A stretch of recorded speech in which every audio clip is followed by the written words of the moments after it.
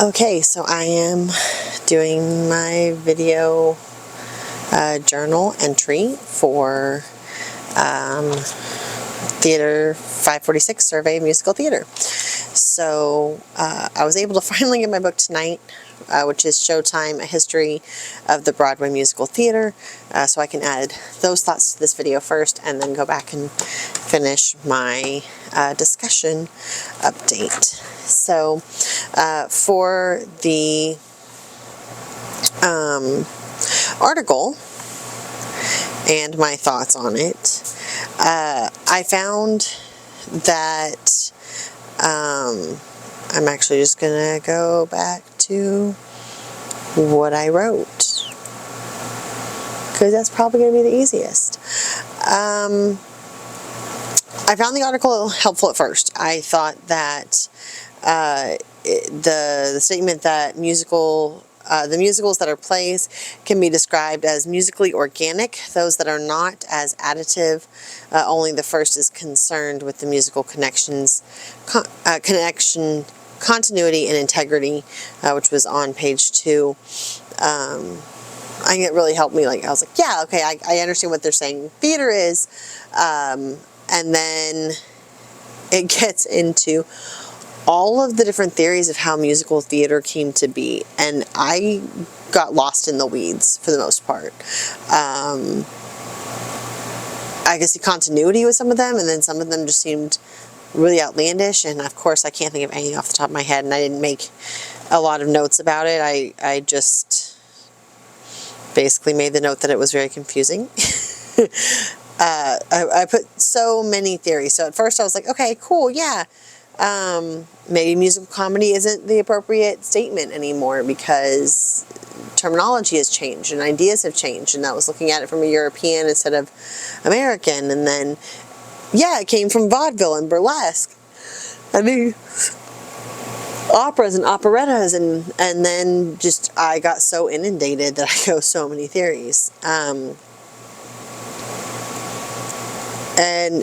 But I did see the connection of vaudeville and frontier societies, because there wasn't necessarily the time or the people or the ability to have long drawn out productions, and so having more of a vaudeville or variety style becoming the norm for America makes so much sense when you look at that outside of the East Coast cities and the West Coast cities that were firmly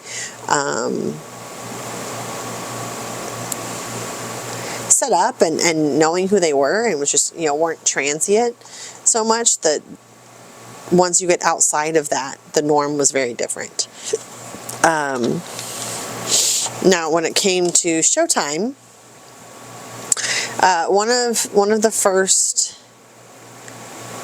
things, and I was just like, yeah, but that is, and one of the amazing things about theater is that it took the coming together of cultural conditions in an age touched in various ways by the spirit of the Enlightenment, a worldly outlook, a time for recreation, a sense of the public sphere, and of a marketplace not only of ideas but of entertainments, for the history of musical theater as we now understand the term to begin, which was on page 21.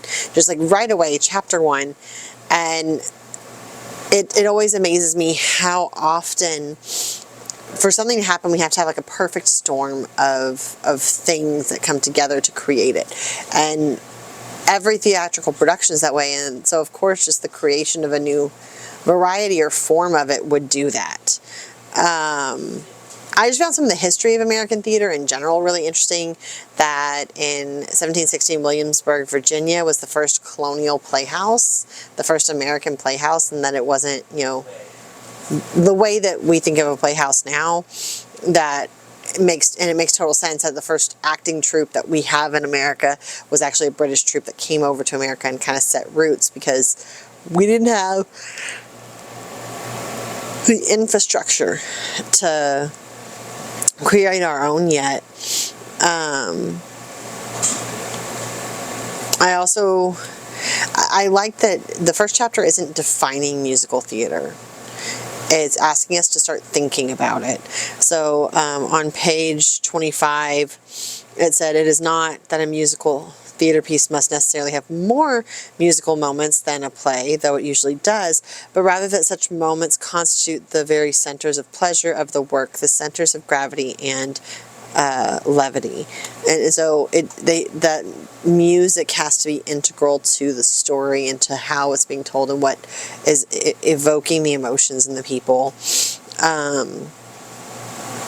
I also thought it was interesting that when they were talking about, or when Stempel talks about the difference between the troupe and then the combination company instead. And a lot of times the way that we have to run our theater programs for high school is much more in the true troupe sense of the house troupe of, these are the actors I have and I have to make them work, and the more versatile they are, the better our performances are. And then you get to community theater, which is very much the combination company of, sometimes you have repeat people, sometimes you don't. Yeah, I think that's the big stuff. I think I've rambled on a bit, but those were, I have notes about the fact that theater led to, I know theater by its what, that, you know, I look at history, but that doesn't come up in history very often, and I thought the split in the 1860s was interesting, that you start seeing compartmentalized theater production companies and performance groups and the management differences.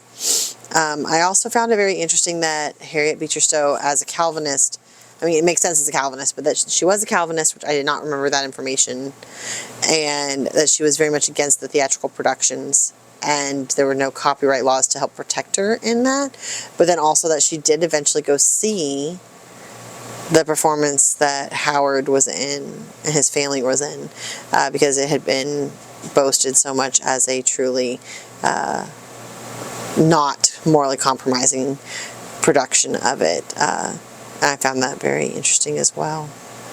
So yeah, that's those were my big takeaways this week, and I'm just really glad that my book made it last minute today instead of being delayed again, which is kind of what I was expecting, so that I could do this. So, yep.